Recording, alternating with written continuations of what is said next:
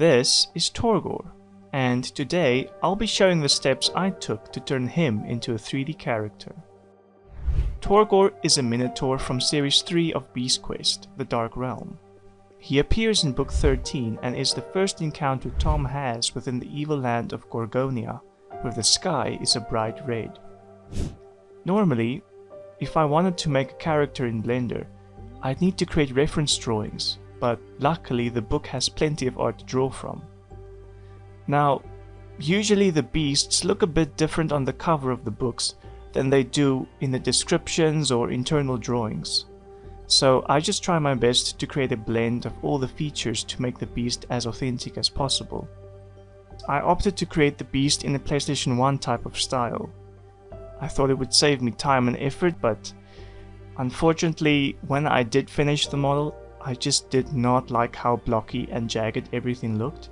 So I had to completely redo the whole thing, even though the origins of the Minotaur are well known to come from the island of Crete. The story of Torgor doesn't really explain his origins. I think that's why Beast Quest has such charm.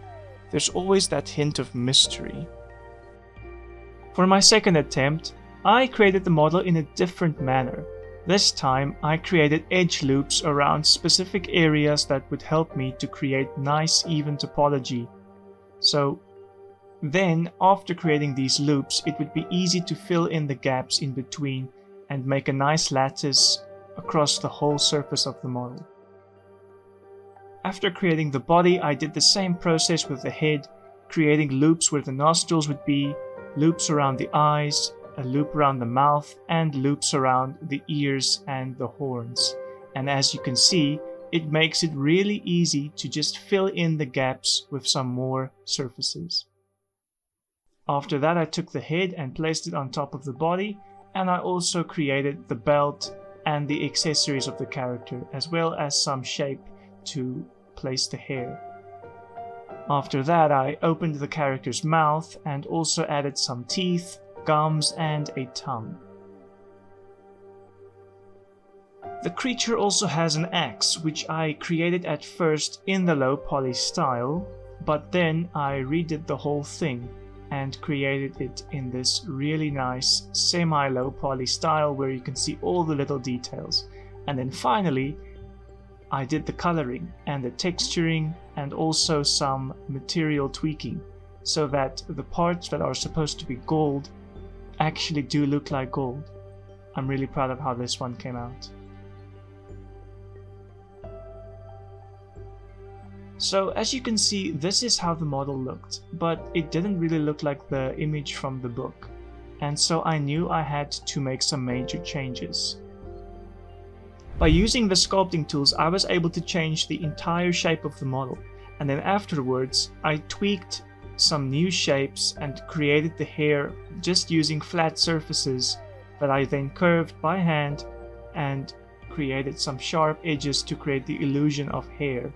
This looks so good when you don't even have any textures or materials, and I think I'll be sticking to this in the future.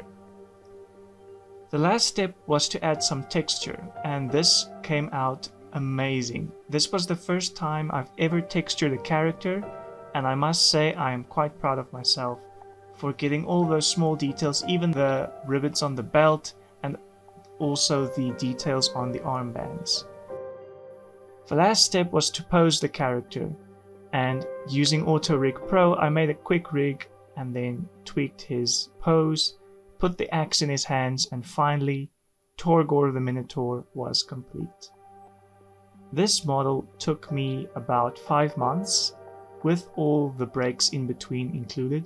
It was a long process to figure out how to do everything, but the end result was well worth it. I am so proud that I got to the end of this process, and I look forward to perhaps doing this process all over again for a different beast in the future. If you like this video, please subscribe and stay tuned for more.